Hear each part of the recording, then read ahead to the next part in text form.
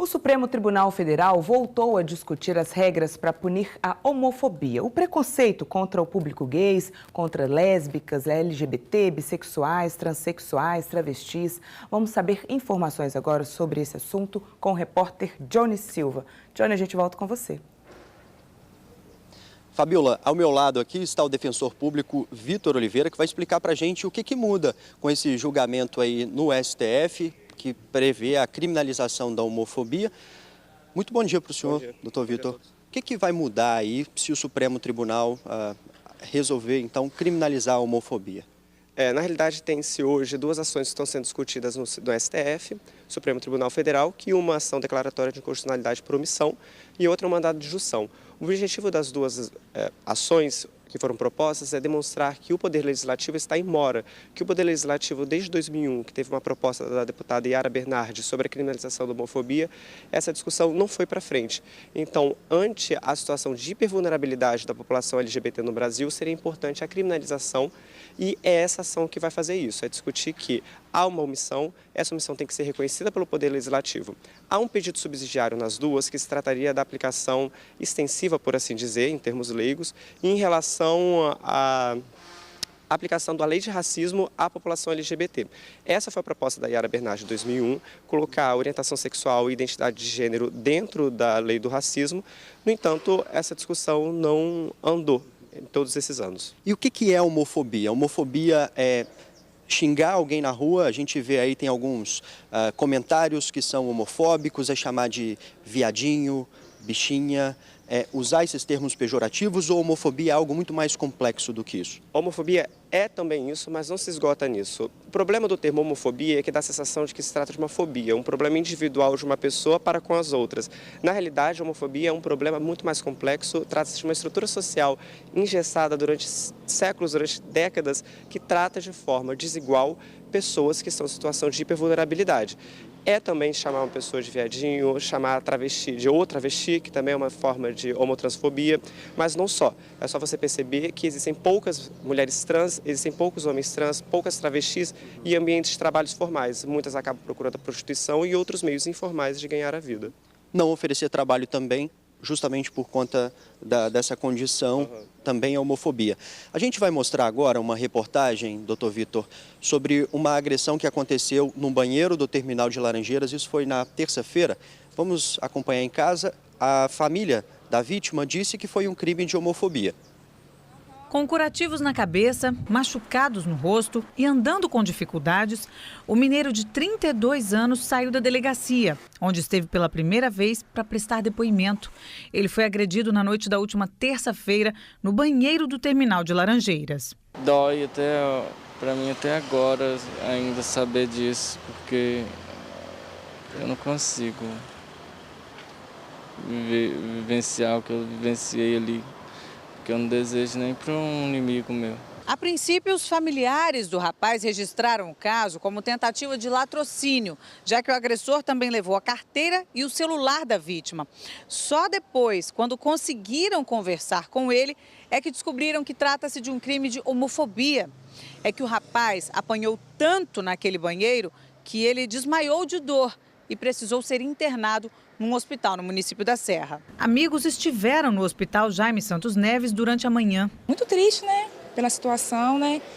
Passar por esse tipo de coisa sem necessidade, né? Esse preconceito da sociedade, né? Brutal, né? Nossa equipe acompanhou o momento em que a vítima, que é auxiliar de serviços gerais, teve alta do hospital. Começou a me agredir, dando soco, chutes.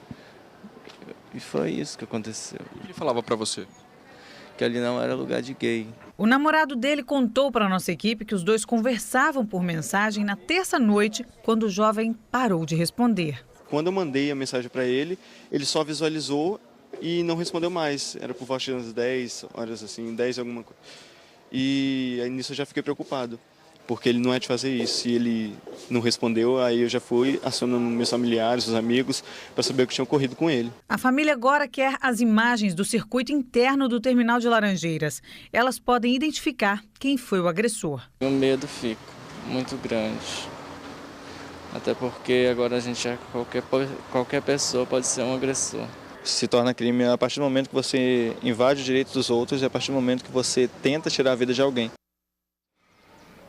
Sobre esse caso aí, a CETURB informou que já disponibilizou as imagens para a polícia investigar o crime e também que prestou o atendimento necessário a essa vítima. Assim que os seguranças identificaram que esse homem estava agredido, direcionou ele para o serviço de saúde. Sobre esse caso aí que a gente viu, doutor, qual é o tipo de crime que acontece aí? É uma lesão corporal comum? A falta de legislação para isso impede que a lei seja aplicada especificamente no caso de homofobia? De modo algum, a lei não vai ser aplicada. Aí, pelo que eu pude perceber, trata-se de uma lesão corporal, aí se vai ser qualificada ou não, vai depender da produção probatória a ser realizada. Mas a questão que está sendo discutida no STF não é a criação de uma qualificadora tal qual ocorreu com o feminicídio. A discussão hoje é da aplicação da lei de racismo para a discriminação à população LGBT de forma geral. Existe a lei do feminicídio, que foi criada em 2014, que criou uma qualificadora. Nesse momento, não se trata desse tipo de discussão que ocorre no Supremo Tribunal Federal. Também seria importante, mas a pauta agora é evitar a discriminação a ambientes públicos, que ocorre muito. Tá certo. Vamos lá no estúdio, o Mário Bonella tem uma pergunta para a gente. Mário.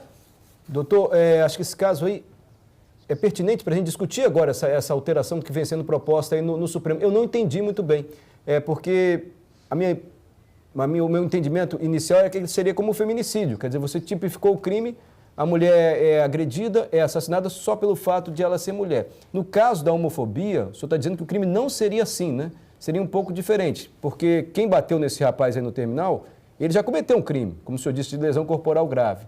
O que eu quero chegar é o seguinte, de que maneira criar uma lei agora tipificando a homofobia como crime vai proteger essas pessoas? Porque se já é crime, por exemplo, agredir dessa forma como foi feito? O áudio falhou, não consegui. O áudio falhou? O Mário está falando justamente sobre a qualificação, né? Já quem agrediu esse homem já cometeu um crime. O que muda, então, criando uma lei para tipificar a homofobia? Na realidade, é possível aumentar a pena dessa pessoa que cometeu esse crime através das circunstâncias judiciais. No entanto, o patamar vai ser questão de meses. A possibilidade de criação de uma lei similar ao feminicídio é a possibilidade de aumentar em anos. E o mais importante é trazer visibilidade a esse tipo de crime que hoje não tem. Hoje, muitas vezes, há agressões em que não são tratadas como homofobia, até porque não existe, por exemplo, no Estado, índices oficiais de pessoas que foram agredidas de forma homofóbica. Então, Uma pergunta antes da gente voltar para o estúdio, qual que é a diferença de cometer um crime em agredir fisicamente um heterossexual ou um LGBT? Atualmente não existe hoje nenhuma diferença. Existe essa igualdade formal entre a população LGBT e a população heterossexual. Igualdade essa que não se reflete no plano material. Basta perceber que a população LGBT é um grupo social hipervulnerável e diante dessa hipervulnerabilidade da população LGBT é fundamental uma proteção maior. A proposta da criminalização da homofobia e uma eventual criação de uma lei que qualificasse esse tipo de crime, tal qual ocorre com o feminicídio, é importante para tentar tirar o manto de visibilidade à população LGBT e, ao mesmo tempo, reconhecer que trata-se de uma população mais vulnerável do que as demais. Vamos voltar ao estúdio? Mário tem mais uma pergunta. Não é nenhuma pergunta, é só um comentário, porque a gente viu muita discussão também no seguinte sentido. Quem faz lei é o Congresso.